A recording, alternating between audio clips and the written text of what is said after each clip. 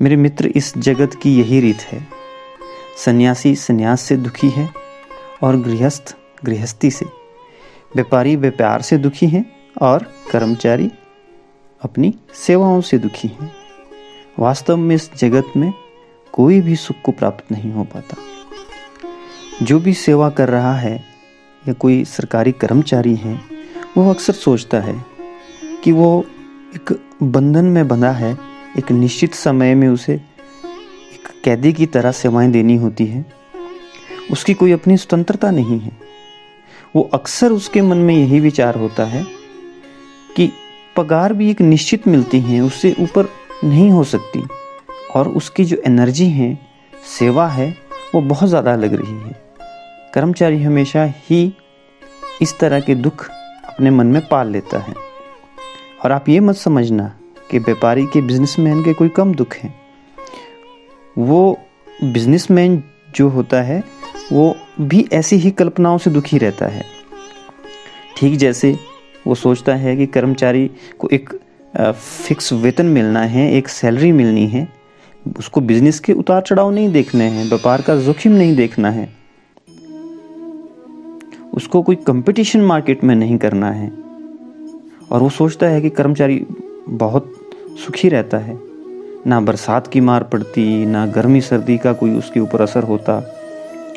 और उधर सरकारी कर्मचारी या अर्ध सरकारी कर्मचारी को देखो, वो बिजनेसमैन को देखकर जेलसी और ईर्ष्या करता रहता है। वास्तव में ये दोनों ही अपनी अपनी जगह असंतुष्ट है। असंतोष ही इसकी वजह है।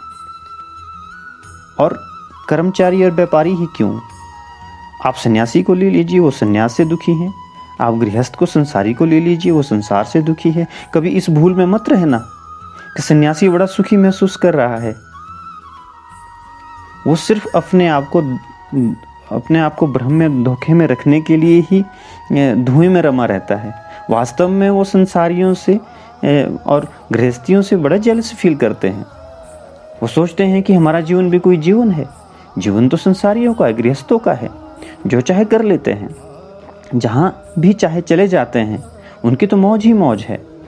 और हमारा सन्यासी का जीवन भी कोई जीवन है, इसमें तो आपत्ति ही आपत्ति है। ना कहीं खुल के घूमा जा सकता है, ना हर जगह जाया जा सकता है, बंधन ही बंधन है।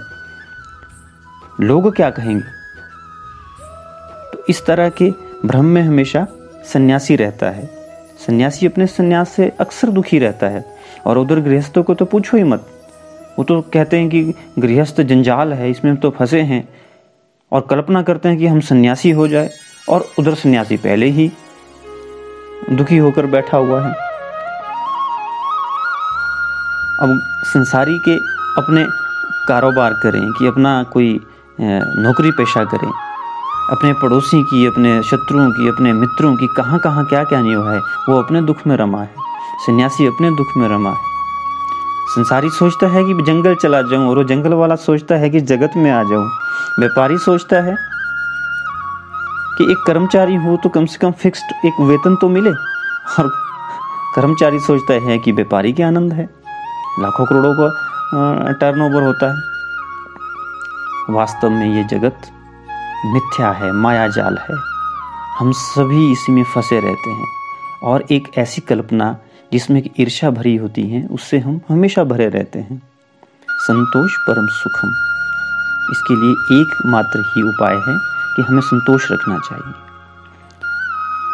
नौकरी पेशे वालों को नौकरी पेशे में संतोष रखना चाहिए और अपनी तरक्की के साधन ढूंढने चाहिए। व्यापारी को, बिजनेसमैन को अपने व्यापार में संतोष रखना चाहिए और अपने व्यापार को और अधिक अच्छा करने की कोशिश करनी चाहिए।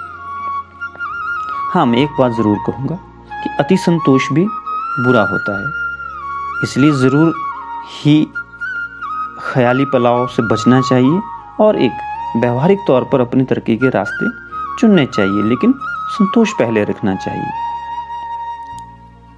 पद्म पुराण में भी एक बहुत उच्च विचार एक श्लोक के माध्यम से हमको बताया गया है, जो हम सबके ही काम का है। न चेन्द्रस्य सुखम किंचन सुखम चक्रवर्तिनम सुखम अस्ति विरक्तस्य मुनेरेकांत जीविना। यानी कि ना तो चक्रवर्ती राजा को सुख है, ना इंद्र को सुख है। सुख यदि किसी को है तो वह विरक्त को है। यहाँ विरक्त से अभिप्राय ये नहीं है कि सब कुछ छोड़ छाड़ के चले जाओ।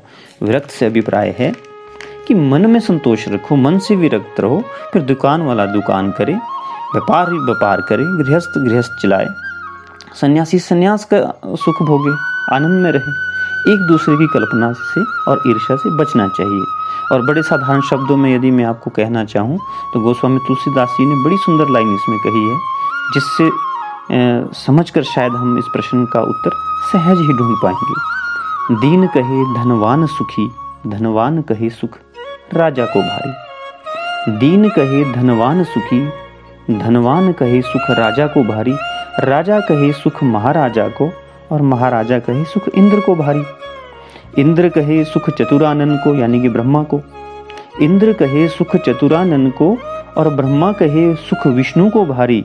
तुलसीदास कहे विचारी, हरि भजन बिना सब जग दुखियारी। वास्तव में हम सुख और दुख को अपने अंदर से पैदा करते हैं।